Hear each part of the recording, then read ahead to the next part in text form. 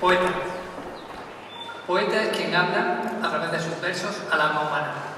Por eso descrean de las etiquetas que tanto gustan al oportunismo de la clase política y a la mediocridad que falta de talento se parapeta en la segregación artificiosa. A veces pienso que debería deshacerme de todos mis prejuicios, pero algunos llevan tanto tiempo conmigo que les he tomado cariño. Precisamente me acerqué a la poesía de Pilar Adón con el prejuicio estúpido sobre los narradores que escriben versos, aunque algo sospechaba de sus raíces líricas cuando leí aquel libro de relatos titulado eliotianamente El mes más cruel. De sobra conocida y justamente valorada como narradora, les comento que como poeta, Pilar Adón debutó publicando Alimento, un cuadernito breve sobre el desamparo hecho con la nostalgia hipnótica de su mirada. A este primer poemario le seguiría con Nubes y animales y fantasmas, un viaje interior donde la poeta indaga sobre distintos yoes a través de una geografía y donde la experiencia intelectual se ve sustentada por tradiciones españolas y extranjeras que se combinan con la experiencia vital, yendo, según nos dice el prologuista, de lo concreto a lo sutil, aunque sin olvidar lo anguloso y lo oscuro. A este poemario le seguirían posteriormente De la mano iremos al bosque, con la editorial 4 de agosto, y después La hija del cazador, Mente animal y Las órdenes, estos tres últimos títulos publicados por la editorial cordobesa La Bella Varsovia. Si tuviera que resumir el discurso poético de Pilar Adón con una palabra, lo tendría claro. Me la voy a jugar. Tránsito. Luego ella podrá refutarme. Y efectivamente, la voz poética se detiene en el poema exacto que cierra cada poemario, pero nos advierte en La hija del cazador. El cansancio engendra monstruos. como engendra ondas una piedra. Por tanto, hay que seguir adelante, siempre adelante, en tránsito y sin detenerse. Les dejo con Pilar Adón. Muchas gracias. Hola, buenas tardes. Bueno, muchas gracias por la presentación, muchas gracias a todos ustedes por su presencia esta tarde aquí. Acabo de llegar en un tren hace escasa media hora y estoy todavía así como en tránsito, así me ha venido muy bien la palabra. Es cierto que a mí yo creo que sobre todo se me conoce como narradora más que como poeta y de hecho yo fui una poeta tardía. Yo empecé escribiendo relatos, mi primer premio literario lo gané con un relato y era jovencita, tenía 18 años. Y desde entonces, bueno, pues me dediqué más a la narrativa, que no es lo que suele suceder. Cuando se empieza a escribir, muchos jóvenes en la adolescencia o en una juventud temprana empiezan escribiendo poesía. Pero a mí la poesía todavía me sucede, a mis 47 años, me da mucho respeto. Soy capaz de elaborar tramas complejas, escribir relatos, escribir novelas, pero la verdad es que la poesía, bueno, pues la palabra exacta, la frase precisa, es algo que siempre me ha, bueno, pues eso, me ha dado bastante pudor.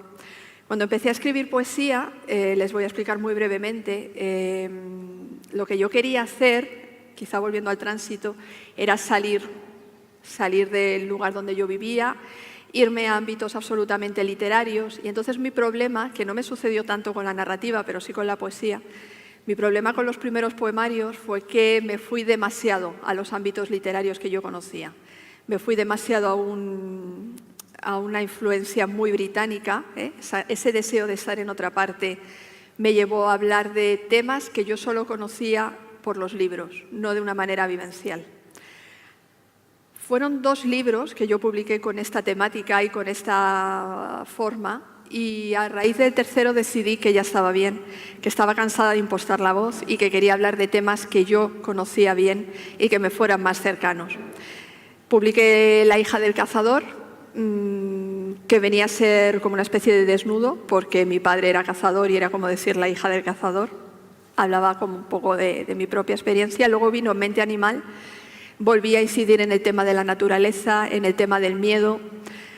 Hay un tópico que afirma que los escritores, y yo no sé si les apetecería luego hacer una especie de análisis sobre los escritores que más les atraen o a los que más han leído, si es cierto lo que voy a decir, hay un tópico que dice que los escritores siempre escribimos sobre lo mismo. Y en mi caso es el miedo y la huida.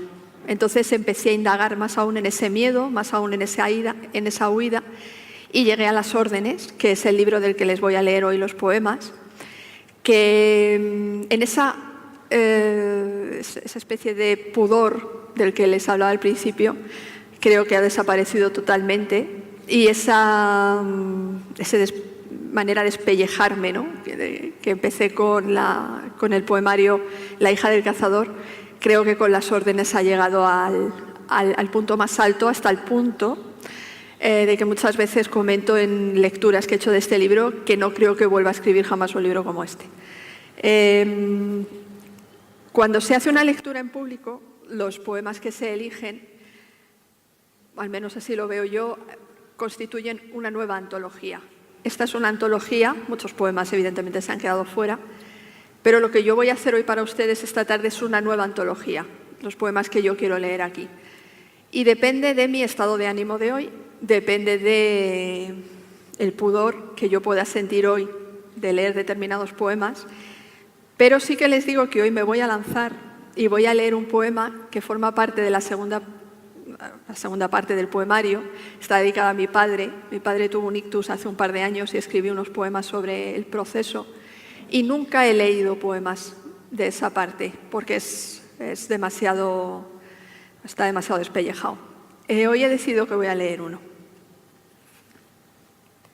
Regalarlo todo, cada prenda, cada adorno, con mentalidad de pobre, los dedos de harina calentando el mismo tazón y la sonrisa rota hacia la mesa sin frutas ni flores en la fuente, sin estrenar nada, sin ambición de refugio, habiendo perdido la energía y el asombro, queriendo decir, ¿Por qué no vuelves a casa?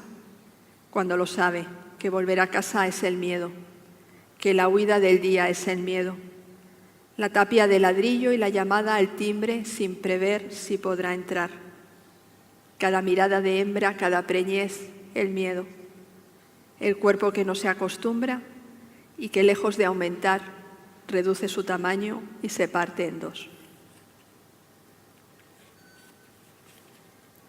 Si estoy bien aquí es porque no estoy aquí, sometiéndome a una fe para al segundo someterme a la contraria, sin levantar los ojos.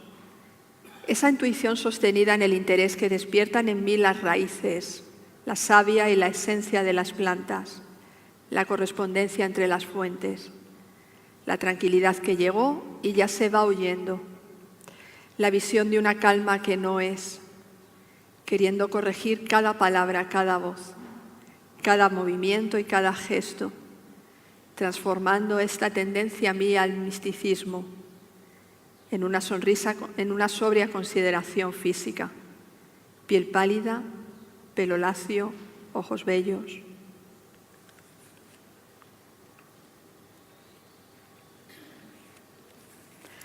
Este poema que les voy a leer ahora también dudé, pero sí lo he leído en otras ocasiones, y es el primer poema que escribí para este poemario. Se titula Estigma. Nunca la vi llorar a mi abuela.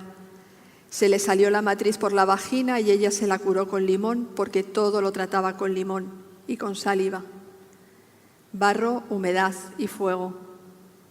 La punta babeada de los pañuelos en el batín. Las medias de algodón. Agujeros en su falda gris de abuela. Y las capas de tela desdibujada tras las que ocultar el calor enchufado a la trampa que colgaba del techo. No preguntar, no saber. Metió el pulgar en la tierra y lo sacó negro. Barro seco y disperso. Pedazos de ladrillo bajo las plantas. Restos pegados a las púas del tenedor. Elevaba el cuchillo por encima de los hombros, lo bajaba y lo hundía en la madera. Cortaba las uñas a las niñas recién nacidas para que cantaran bien, como ella. Voz de ofrenda, voz de Pascua. Conmigo no lo hizo. Yo era de rodillas arañadas, picaduras de avispa, huida de insectos y huida de juegos. Ser orgánico que crecía, mudaba y crecía al tanto de mi situación. Con las manos alrededor, las cejas sobre las piernas o cruzada de brazos, caminando hacia el puente, sin admitir el abandono ni la pauta, la cólera de la herencia, el bálsamo del humo distante, la calidez y el resguardo de la casa, carretera arriba, la incertidumbre y el temblor, por si nadie venía a buscarme, las burriagas del bocadillo, las lágrimas tras el coche que arrancaba y desaparecía. Tanta traición, tanta reverencia. Perdió un hijo y un marido. Se quedó ciega y la atamos a una silla. Para evitar que se tirara al suelo y reptara hasta su patio, lejos de ancianos tendidos sobre las mesas, unidos por su calidad de ancianos, derribados sobre falsos sofás, envueltos en falsas mantas y en sonrisas postizas, con las uñas crecidas y los labios prietos, entre voces conocidas que arropaban en tonos azules y por la mañana entregaban desayunos. La piel, cápsula gris, respondiendo al pliegue de cada dedo en medio del orín y el desinfectante. Siempre quiso estar en su casa mi abuela y ahora la van a vender por 30.000 euros. Sé que hay una pregunta posterior sobre el lenguaje y me voy a adelantar porque no sé si se han dado cuenta de que uno de los versos dice las burriagas del bocadillo. No sé si saben lo que es burriagas. Es una palabra que yo estoy intentando todo el tiempo a ver si la incluyen en el Drive. Burriagas es las manchas que quedan en la boca cuando has comido nocilla o has comido algo que te la mancha en la boca. Y mi abuela siempre me decía, límpiate las burriagas. Y es una palabra que se utiliza muchísimo en Extremadura y en algunas zonas de Castilla-La Mancha. Y bueno, muchas veces escribiendo los términos luego se van haciendo la cabeza y al final yo creo que burriagas entrará en el Drive. El siguiente se titula Ligaduras. El afán de cuidar, lo irremediable de cuidar.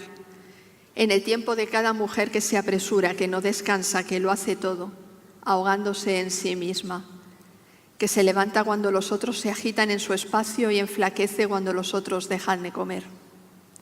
Cada paso a Dios, cada separación, un desamparo que niega el reposo, que se aplasta contra el esternón y se sostiene en los años pasados y en la incertidumbre. ¿Habrá más? La piel pálida como madera de puerta y las manos en asfixia mientras cortan la carne.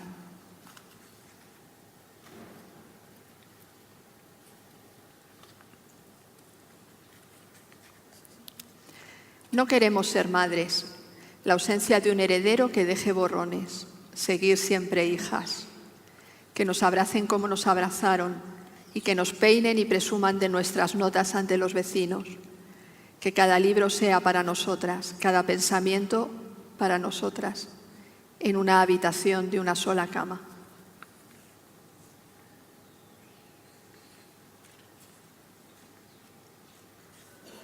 El siguiente se titula Dormitorio. La cabeza apoyada en el cristal al ritmo del movimiento de las ruedas y un olor a desinfectante girando con el calor del motor. El abrigo que ya sobra. Casas de ladrillo en los bordes por un paseo sin bancos. Ningún cuerpo reluce, no hay rastro de perfección en el alargado espacio de este territorio de materia orgánica y hojas de espera. Color berenjena en las mejillas. Zapatos de un marrón plástico y el espacio de luz, con la supervivencia del espíritu, en este autobús que me habla. Próxima parada, Paseo de Extremadura. Cortes de pelo sujetos en recogidos de goma y las dudas en la cara, preparándome en el recibidor para entrar y oír a mi madre exponer de nuevo lo que ha comido mi padre a lo largo de la semana. Purecito, verduras, pescado, yogurcito de fresa. Detenida un minuto al pie del portal, sin teorías ni afirmaciones, añorando de mi yo joven la noción de perspectiva. El pensar ya lo haré. La amplitud de las horas, la observación de cada posibilidad, en la distancia temporal, espacial. Yo salvando vidas, yo oceanógrafa, yo espía, yo embajadora en París, sin reconocer los ojos que me estudian desde el espejo del ascensor. Tanto tiempo ansiando escapar en cada trayecto y ahora este regreso, esta expedición de siempre a la vida de siempre.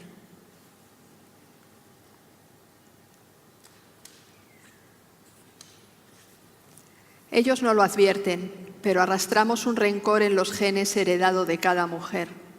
Su hacha clavada en el cuerpo, integrada en él, donde persiste.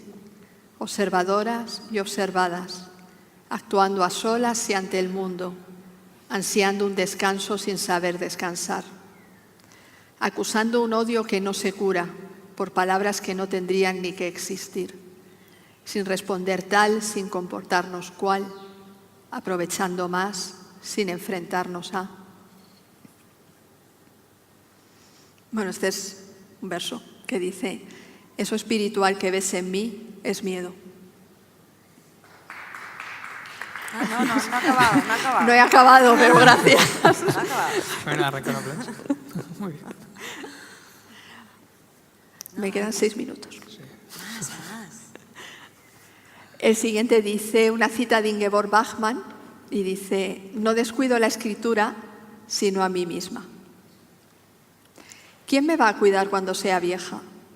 ¿Quién me va a esperar feliz de verme?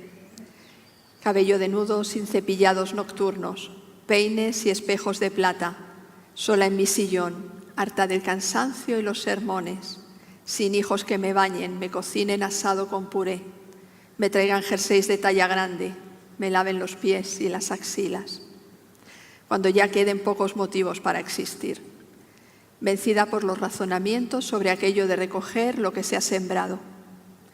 Celebraciones, cumpleaños y fiestas en perspectiva de una soledad redonda.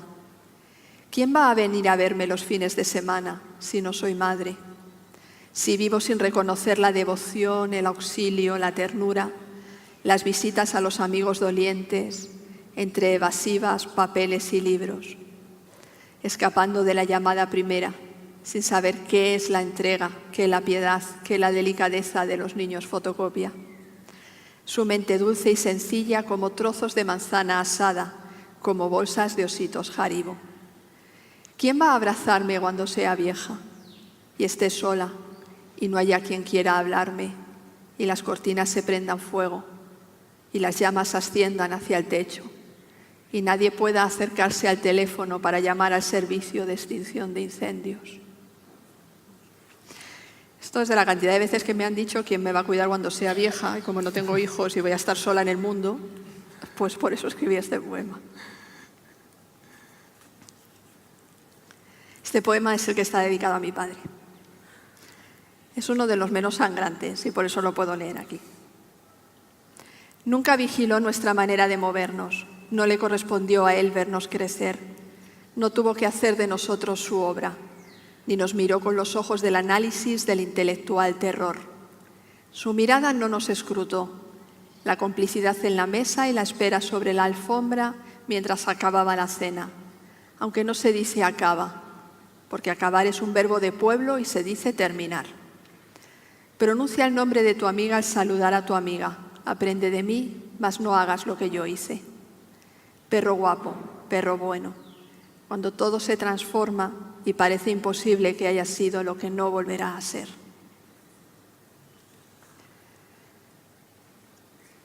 Y el último, voy a ser tan puntual. Bueno, es un pelín largo. Este último libro está dividido en 3 partes. La primera está dedicada a mi madre, la segunda a mi padre y la tercera a mí. Y la que me dediqué a mí está dedicada totalmente a la literatura, a mi relación con la poesía. Este poema se titula Carintia. En los momentos de bonanza, cuando es fácil no creer o afirmar que no se cree, cuando distingo la imagen del naturalista, el océano o en las horas del desorden, entonces lo hago. Busco a Alice Oswald, a Jane Kenyon y espío sus manos, sus gestos en distintas fotografías, bajo la pestaña Imágenes. Tras acatar los mandatos del movimiento en rotaciones de hombros y rotaciones de cuello. Retratos que me dan lo que sus textos, sin interlíneas ni aprobaciones críticas, en originales por corregir, biografía de hojas. Cuando los brazos se estiran y hay que pensar que no ocurre nada, que todo lo que se ve es lo que se debe ver, a pesar de las páginas sin hacer, las páginas previstas para hoy que no avanzan de la 32, cuando el cacao representa el almuerzo de la jornada con una ración de maíz frito y queso, y las manchas de los ojos se disipan entre juicios de Thoreau y anécdotas familiares. Llegado el día 30, entonces acudo a Catherine Mansfield, a Ingeborg Bachmann, cuadros en los que perseguir, como en sus libros, un reflejo, algo que me empuje, que me hable de la levedad, de la necesidad de escondites sin pasar la prueba de los 15, la de los 35. En los momentos de beber agua, cuando abunda el naranja, mecanismo naranja, luz y color, en el óleo de hogares donde fui aprendiza, niña hipocondríaca, ahondando en el carácter de cada individuo, en su ira y su esperanza, su dicha y su rompimiento, rozándome con ellos, cruzando cada estado de la realidad y de la fe, rebasando los estudios de la especie y más allá, para cerrar después toda búsqueda y volver al calor de lo pequeño, al no, sí, no, de los términos que acompañan sin ser necesarios, los adjetivos por no mencionar los adverbios. Entonces dejo abierta para aliviarla una instantánea de Alice y su flequillo. Con aspecto sensible, porque sensible es mi palabra, como tímida es mi palabra, y retraída mi palabra. Al tanto de una conciencia que nos transporta a la desconfianza y una desconfianza que nos transporta a la inquietud, aunque bien puede ser a la inversa. El entender todo daño y toda miseria que no hace a nadie más listo sino más hostil. ¿Cómo saberlo si lo que recuerdo son nichos de amor? A esta niña no se le mueve la ropa. Esta niña está más en el suelo que de pie. ¿Cómo saberlo tras la ternura y devoción de llora, llora, que cuanto más llores menos meas? A tu madre se le ha llevado un lobo en la boca. Sentencias que aludían a mi culpa, a mi culpa, a mi grandísima culpa, y me hacían desear llegar a ser vieja, como las señoras con abrigo que miran escaparates de zapatos y se apresuran a los puestos de venta de libros en primavera. Señoras dispuestas que bailan, comen sano y se llaman Trini o Puri o Pilar. Cada paisaje, cada rotura, comprendiendo que siempre les quedará morir, tras asentir ante cualquier explicación o ante cualquier excusa. Muchas gracias.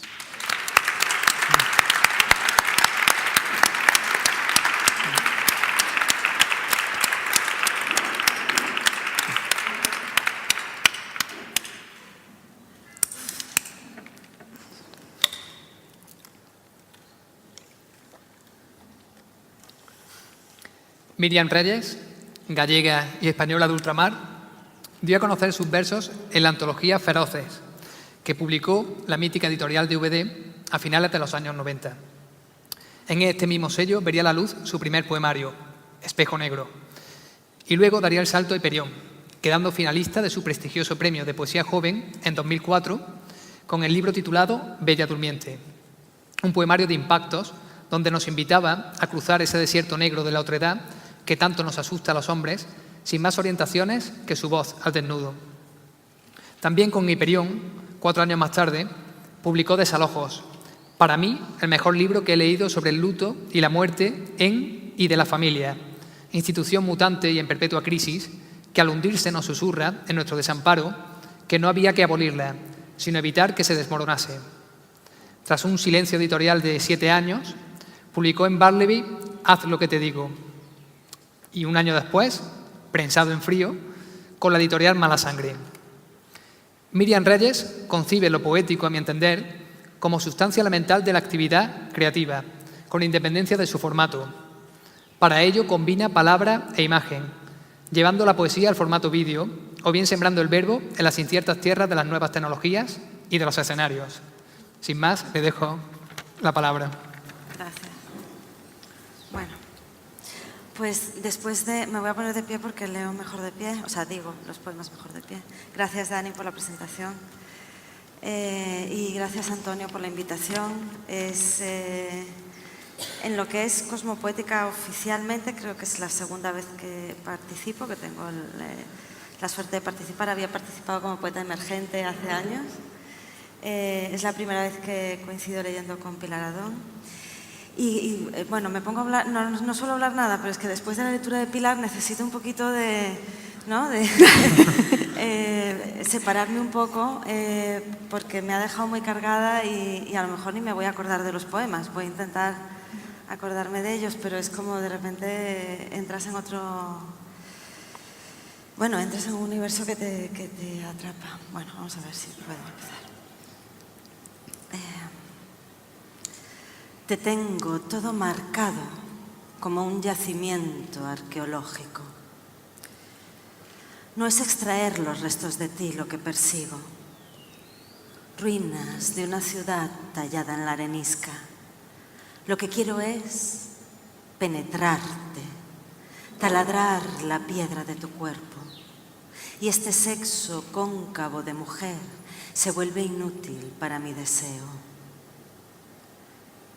Cavo en tu ombligo para entrar por el flujo de tu sangre. Vacío mi espíritu como aire en tu boca y te observo respirarme. Ya sé que no necesito de piel para tocarte. No es eso. Lo que yo quiero es hacerme una cueva en tu cuerpo. Flexiono tus rodillas bajo mis axilas como los brazos de un taladro. Las aceras que rompo son las de tu calle. Con mis pestañas barro el polvo que levanto de tu frente y no me detengo hasta que soy tú y tu sexo es el mío, hasta que soy yo quien está dentro. No es aconsejable depositar toda esperanza en otro cuerpo, pero sucede y para entenderlo habría que empezar por aislar el proceso de la circunstancia y observar con atención las pequeñas transformaciones en el significado de la palabra amor. en tanto que sólidos tenemos la naturaleza empecinada de las cosas fáciles de encerrar. Mira si no los zoológicos, las colecciones de entomología, los cubitos de ámbar. No hay manera de filtrarse o de colarse por una rendija, como el agua o el aire. De extenderse hacia ti mis brazos se han convertido en un tendido eléctrico. Entre tú y yo descansan los pájaros, juegan a la cuerda las tormentas, se encienden las ciudades. Contra toda recomendación, se diría. El problema con nosotras las rocas no es que tengamos nuestros ciclos o algún episodio plutónico de vez en cuando. Es que estamos a la merced del ambiente. No solo nos arrastran y desgastan las aguas y los vientos. También, cuando nos hacemos pequeñas, cabemos en un puño cerrado.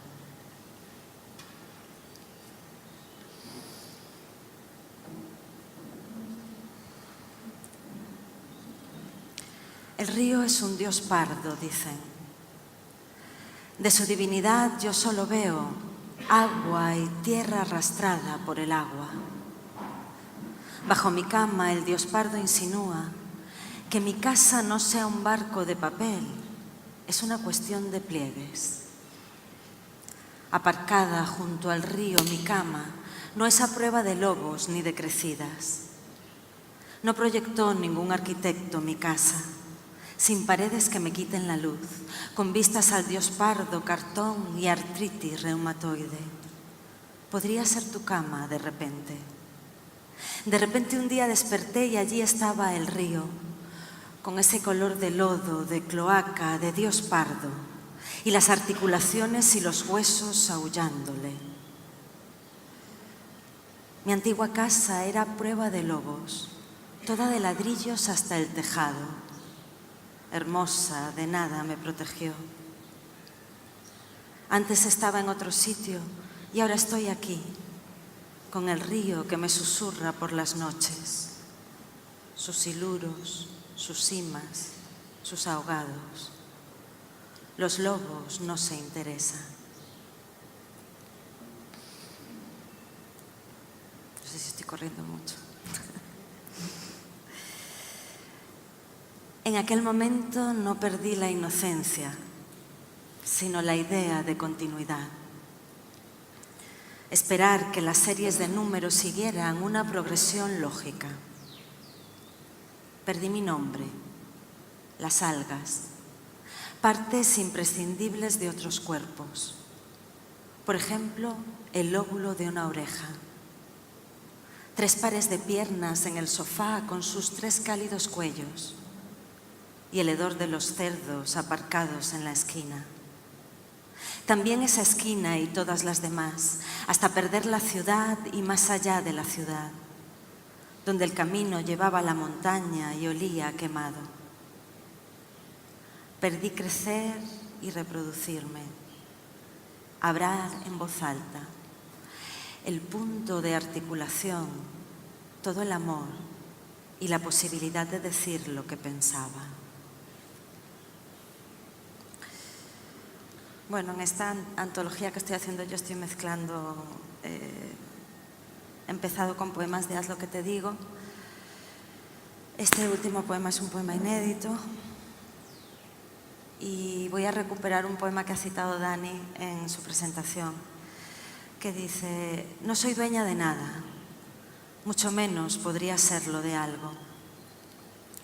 No deberías temer cuando estrangulo tu sexo. No pienso darte hijos, ni anillos, ni promesas. Toda la tierra que tengo la llevo en los zapatos.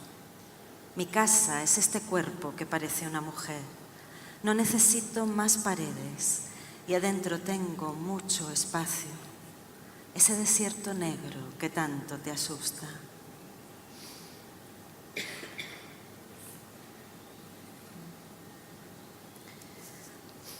Y volviendo a un poema de Haz lo que te digo.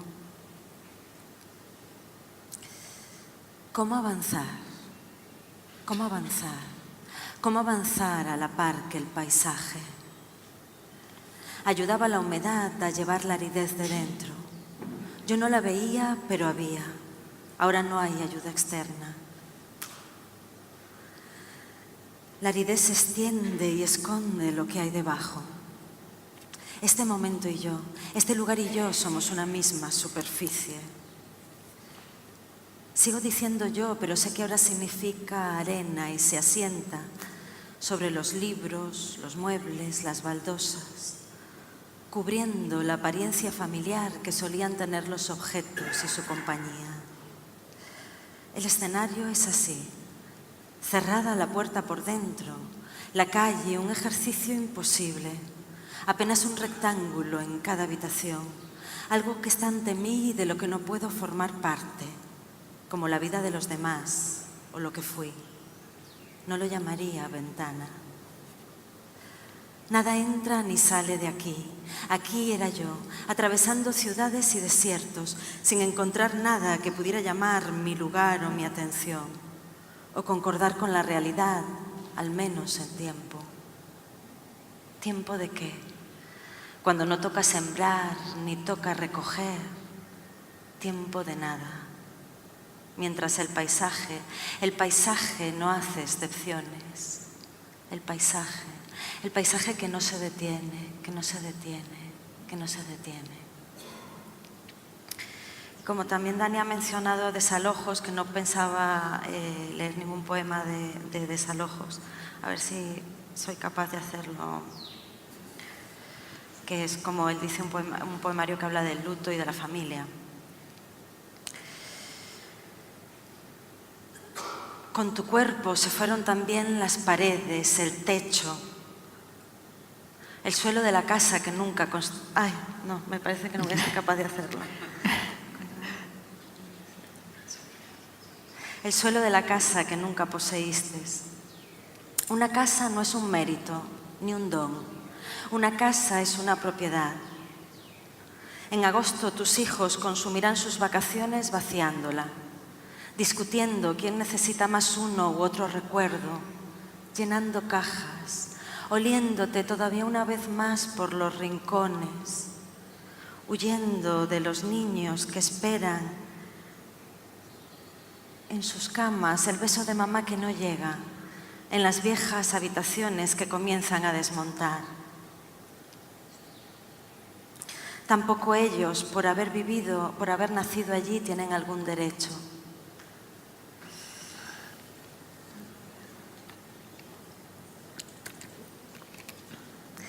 Y la casa no será más que un espacio en su memoria para aquel viejo corredor donde tus pasos seguirán haciendo crujir la madera. Así termina el poema.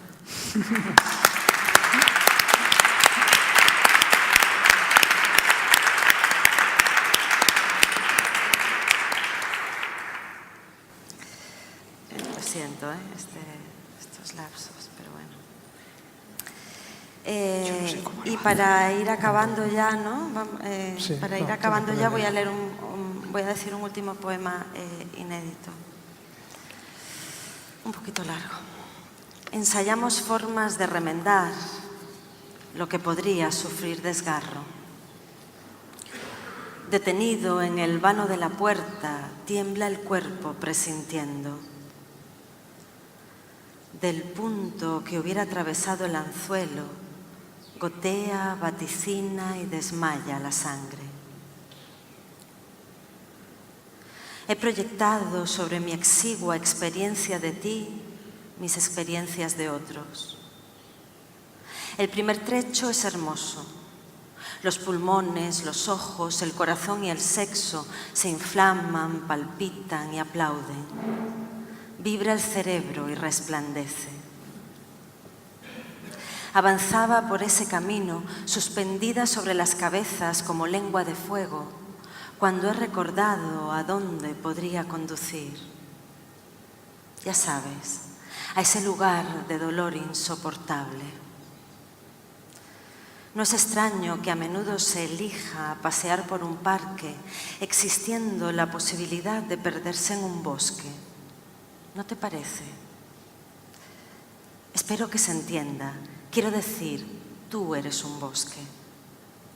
Difícil encontrar un claro en ti y sentarse. Difícil no tener miedo en ti cuando llega la noche y todo es aullido. Y aún así, o precisamente por eso lo haría. Pasaría la noche en lo frondoso, dejando a la vida subirme por las piernas, picarme, morderme, cagarme encima, los dientes, la zarpa, el aguijón de la vida, el olfato húmedo, la fruta rompiendo en mi cabeza. Gracias.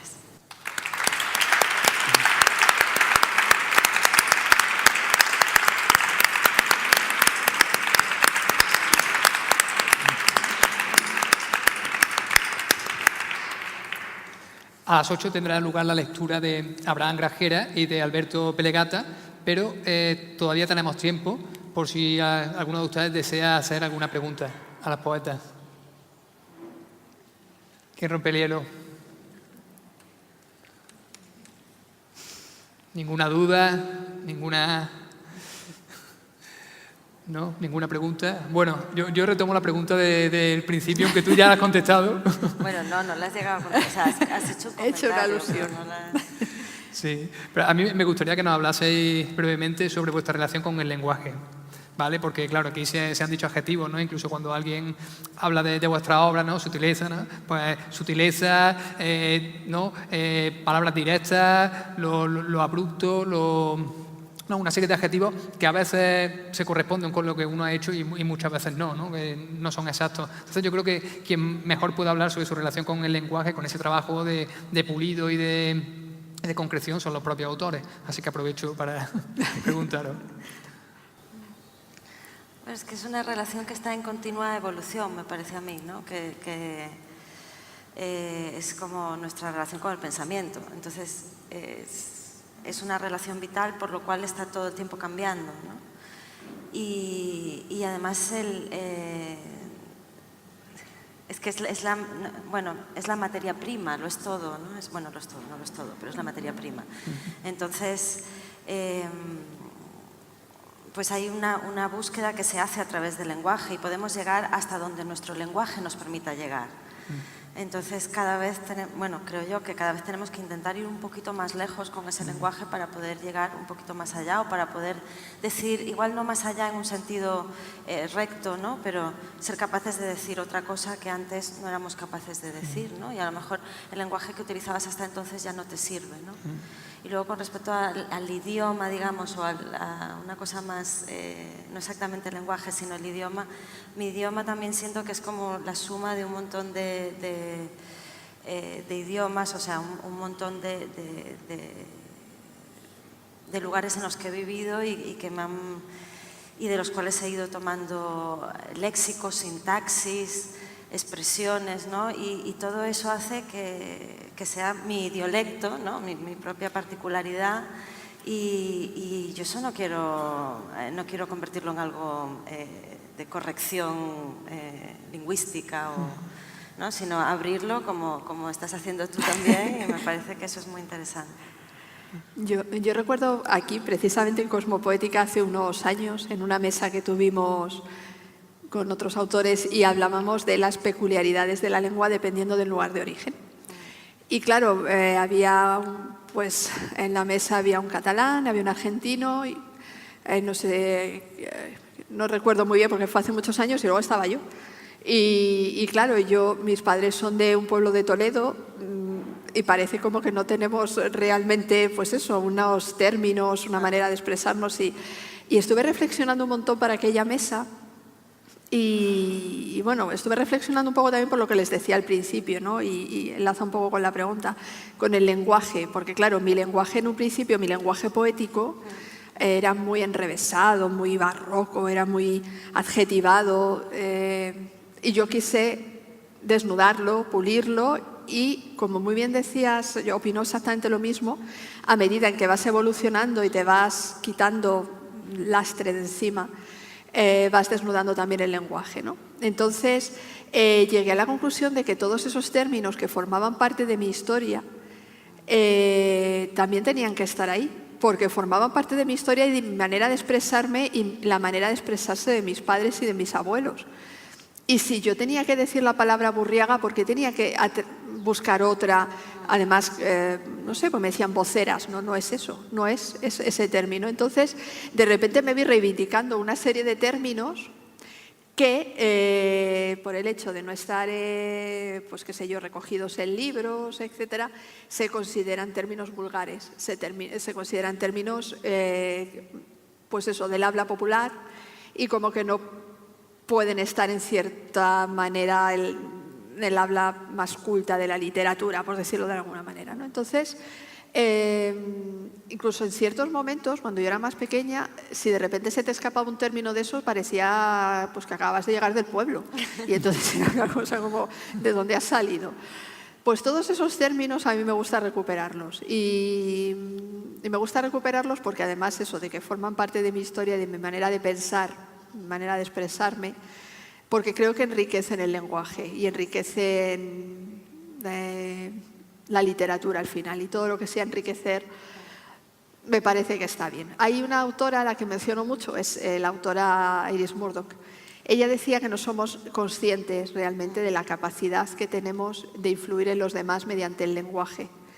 Con unas palabras somos capaces de llevar a lo más alto a alguien y de hundirle en la miseria más terrible, ¿no? Con unas palabras.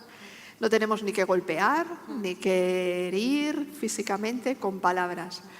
Y claro, efectivamente, es nuestra materia. Es la materia que es un tópico, pero es nuestro barro, ¿no? Que modelamos.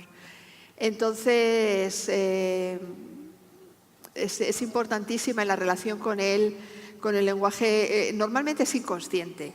No sé, Miriam, pero yo creo que esto que estamos hablando aquí ahora siempre es a posteriori. Tú escribes lo que escribes y luego elucubras sobre por qué has escrito lo que has escrito y por qué utilizas esos términos y por qué de repente has pulido más o has pulido menos. Todo eso es a posteriori. Pero sí que es cierto que, bueno, la evolución se va notando. Pues muchas gracias por la respuesta. Y como les decía, a las 8 tendremos la lectura de Abraham Grajera y de Alberto Pellegata. Y hasta entonces, Pilar Adón, Miriam Reyes, muchas gracias por habernos acompañado. Muchas gracias. ¡Qué memoria!